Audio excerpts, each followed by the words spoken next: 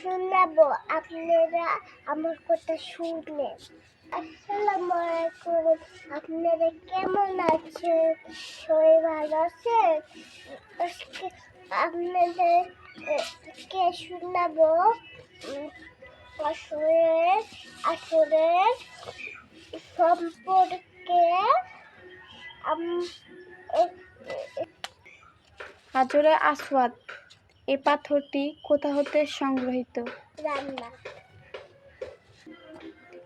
হাজরে আসওয়াদ এ পাথরটি আদম আলাইহিসসালাম কাবার কোথায় স্থাপন করেন?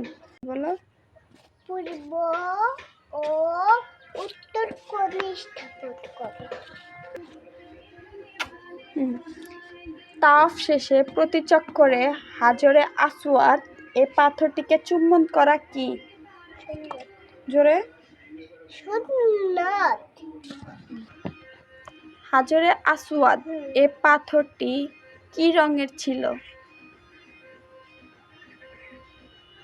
দুধের মতো সাদা ছিল। খালি ফুইরা যায়। আল্লাহ হাফেজ। আপনারা সবাই ভালো থাকুন। আল্লাহ হাফেজ, আপনারা সবাই ভালো